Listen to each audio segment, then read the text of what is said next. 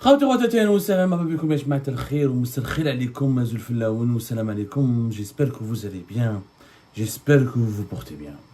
Rappelez-vous, je pense que ce dossier, c'est le dossier le plus mystérieux de la Nouvelle-Algérie de ces 5 dernières années. C'est le dossier politique et économique le plus mystérieux, le plus énigmatique, et c'est le dossier sur lequel il y a eu le plus de fake news, de mensonges, de désinformation et de manipulation. Il s'agit du dossier de la récupération de l'argent, des fonds volés par la Aïsaba, ce qu'on appelle la Aïsaba, il y a la mafia politico-financière qui avait sévi à l'époque du régime de Bouteflika.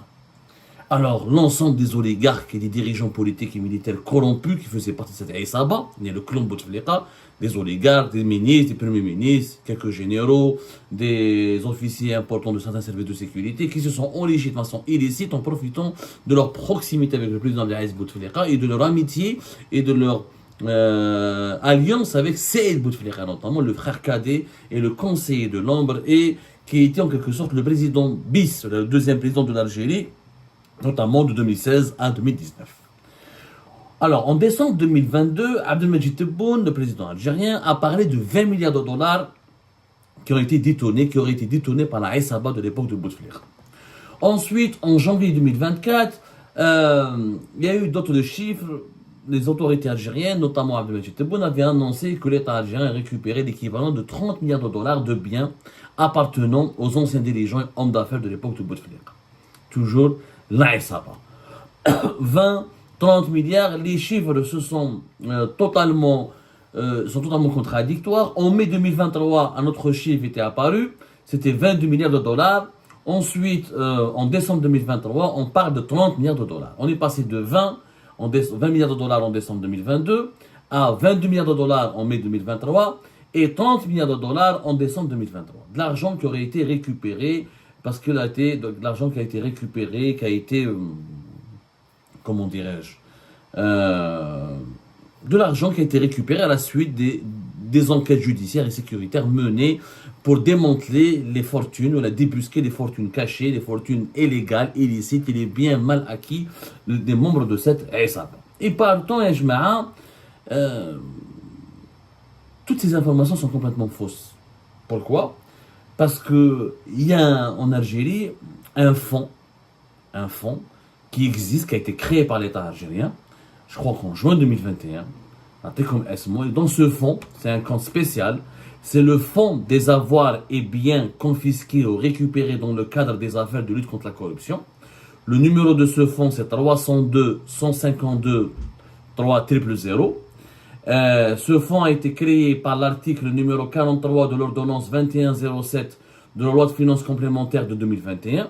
Son rôle est d'enregistrer les recettes, d'enregistrer en recettes les fonds confisqués par décision judiciaire définitive et les fonds récupérés de l'étranger, ainsi que le produit de vente des biens confisqués ou récupérés, et en dépense le règlement des frais liés à l'exécution des procédures de confiscation, de récupération et de vente, ainsi que l'appurement des dettes grevant les biens confisqués ou récupérés. C'est un compte spécial, ça fait partie de ce qu'on appelle les comptes spéciaux. Alors, dans les finances publiques, les États, ce n'est pas un cas propre à l'Algérie, ont ce qu'on appelle des comptes spéciaux. Les comptes spéciaux, c'est quoi ? C'est des sortes de fonds qui existent, dans lesquels les gouvernements, l'État met de l'argent. Et cet argent, c'est où ça provient du paiement de certaines taxes, du paiement de certains impôts, ou il provient de certaines opérations financières. Et ces fonds spéciaux, ces comptes spéciaux, sont censés servir, développer, ou être dédiés à une thématique précise. Par exemple, il y a le fonds de développement du transport public, il y a le fonds national de l'eau, il y a le fonds pour les urgences et les activités des soins médicaux, il y a le fonds... il y a plusieurs types de comptes spéciaux. Il y a par exemple un fonds spécial destiné aux entreprises audiovisuelles. Et bien nous avons en Algérie un fonds spécial qui a été créé depuis juin 2021, de l'ordonnance 2021 et de l'ordonnance numéro 2107 à la loi de finances complémentaire pour 2021, depuis juin 2021, pour récupérer et recueillir l'ensemble de l'argent qui a été des recettes qui proviennent des opérations de confiscation des biens et de récupération de l'argent qui a été volé. Ça a été créé en juin 2021. Et ça, jusqu'à 2024, dans ce fonds, c'est écrit dans les... C'est enregistré, c'est bien noté, c'est écrit noir sur blanc dans les registres de comptabilité publique. On parle de comptabilité publique, hein, des comptabilités des agents publics, c'est la comptabilité de l'État. Il y a l'équivalent de 21 milliards 424 millions. 21 milliards 424 millions, c'est l'équivalent de 150 millions d'euros. L'équivalent de 159 millions d'euros, presque 159 millions de dollars. 21 milliards 424. C'est tout ce que l'État algérien a récupéré réellement et concrètement à la suite de ces procès, de ces opérations judiciaires ou de ces opérations de gel, de saisie, que ce soit de l'argent qui provient de l'étranger ou de l'argent qui provient du territoire national, qui était caché dans le territoire national. Les 150 millions d'euros, c'est quoi? C'est essentiellement des biens immobiliers, des voitures, des hôtels, des bijoux, des comptes bancaires qui appartenaient à des hommes d'affaires, les Tahkout, les Ulmi, les Haddad, les Koninev, les Benamor, l'ensemble de la Aïsaba, ce qu'appelle la Aïsaba, et des anciens ministres, des anciens premiers ministres, de quelques généraux. 150 millions d'euros, c'est tout. Mais qu'il n'y ait ni 20 milliards, ni 30 milliards, ni 40 milliards, ni rien du tout. Qu'il y ait juste 150 millions d'euros. Maintenant, mais quand on explique aux Algériens et aux Algériens que les oligarques étaient des gros voleurs, que le clan Bouteflika était un clan mafieux, que la Aïsaba elle était extrêmement dangereuse, etc., et qu'ils étaient des pourris, des véreux. Et quand on annonce 30 milliards de dollars d'argent qui a été confisqué, qui ont été récupérés par l'État algérien, où sont-ils ces 30 milliards de dollars? Puisque dans le fonds spécial consacré justement à la récupération, à la récupération de cet argent volé ou de ces fonds volés, eh ben, il n'y a que, encore une fois, l'équivalent de 150 millions d'euros. Je rappelle, c'est le fonds des avoirs et biens confisqués ou récupérés dans le cadre des affaires de lutte contre la corruption.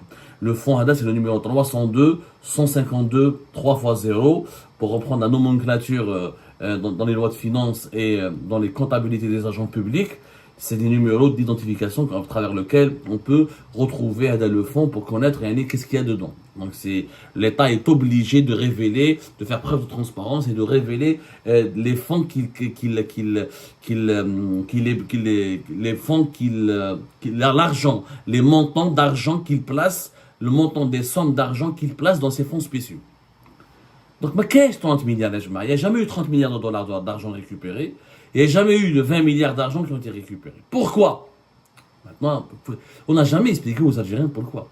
Pour une raison qui est simple, c'est que cet argent dont on parle, l'argent, le fameux argent des drahams qui ont été volés, au Guellek soi-disant, on a estimé. Alors, au départ, lorsque les grosses affaires de corruption, lorsque les gros procès sur les affaires de corruption, les premières évaluations ont commencé, on parlait d'un montant global de presque 4 milliards de dollars de biens immobiliers, de comptes bancaires, etc., et de privilèges financiers, et de voitures, et de biens personnels qui appartenaient à la Aïsaba.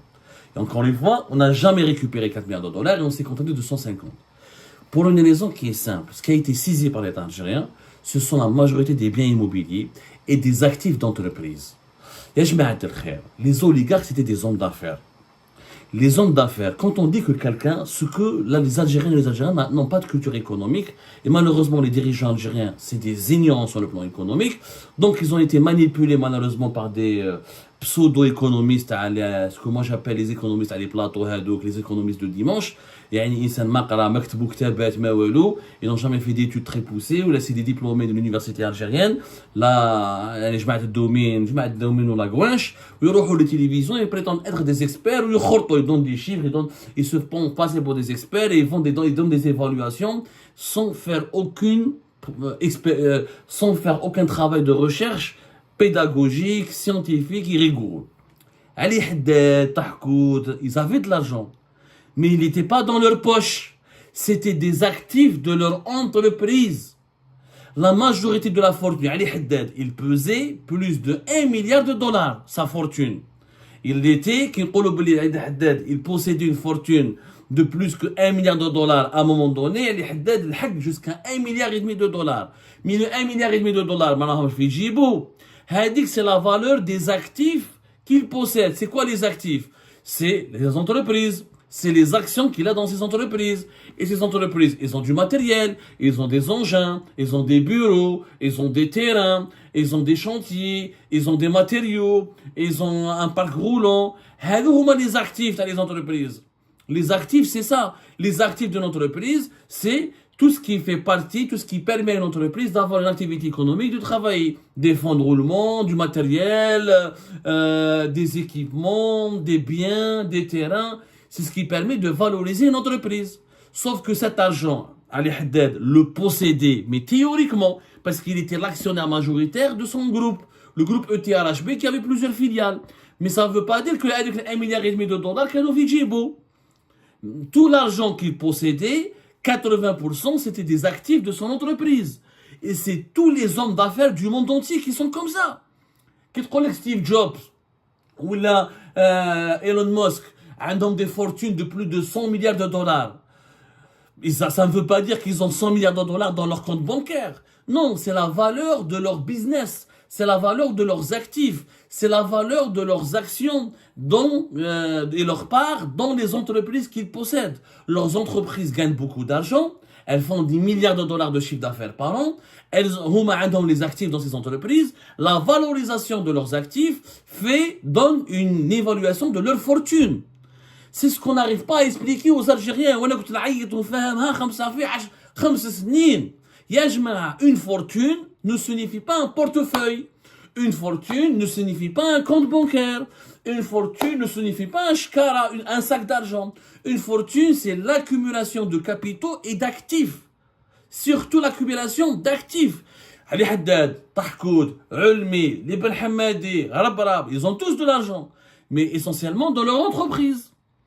Il y a une différence entre l'argent de l'entreprise et ton argent personnel. L'argent de leur entreprise, il est considéré comme une fortune pour eux parce qu'ils sont l'actionnaire majoritaire. Mais ils ne peuvent pas faire de leur argent ce qu'ils veulent.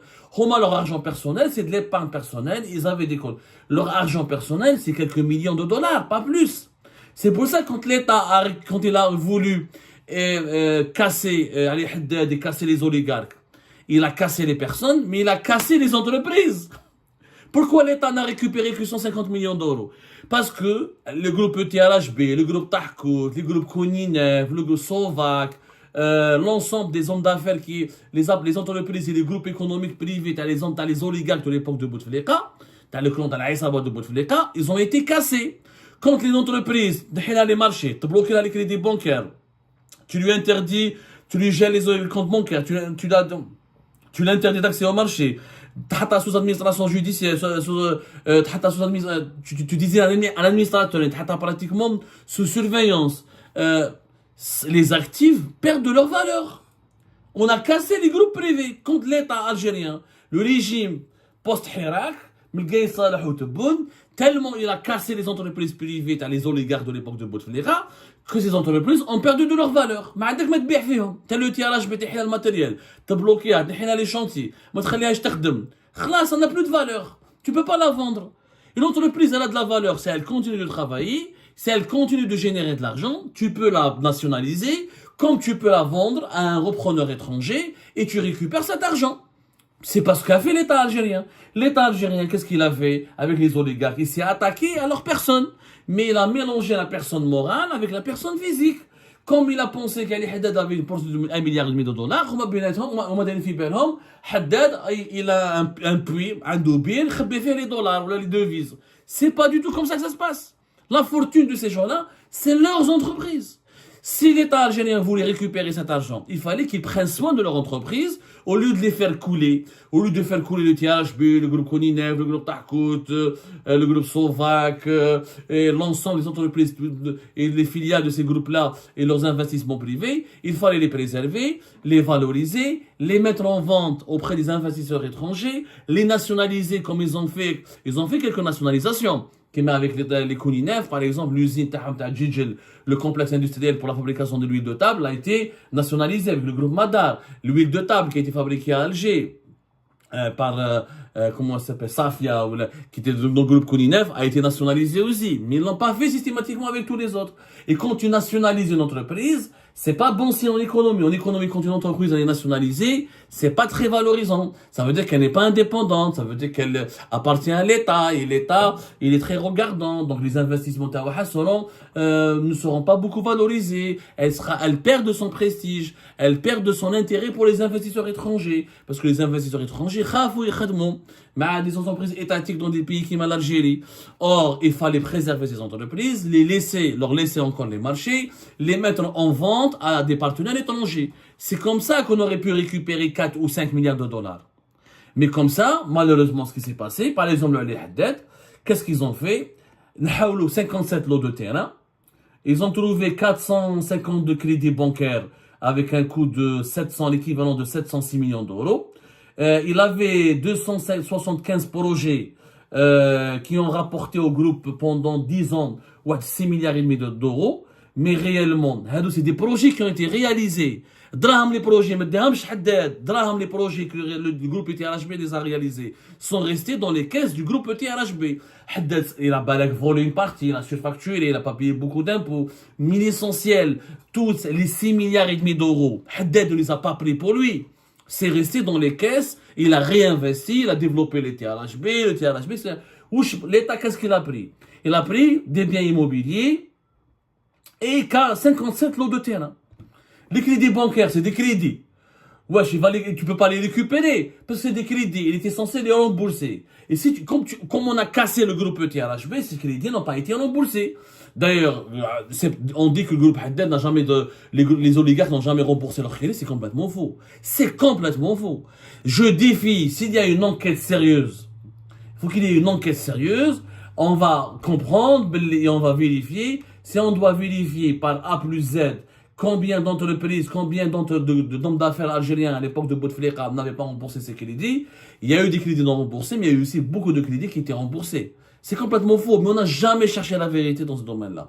On a fait du populisme. On a fait de la diabolisation et monstrueuse. On a diabolisé tous les hommes d'affaires, tous les oligarques, alors qu'on n'a pas compris qu'on aurait pu emprisonner les oligarques et on aurait pu garder leurs entreprises. En Russie, Poutine a emprisonné pas mal d'oligarques, mais il a récupéré leurs entreprises, ou il les a nationalisées, ou il les a revendues à d'autres oligarques, ou là il les a données à des sociétés étrangères, et les entreprises ont continué d'exister. Et c'est pour ça que l'économie russe, elle est plus prospère, elle est plus solide que l'économie algérienne.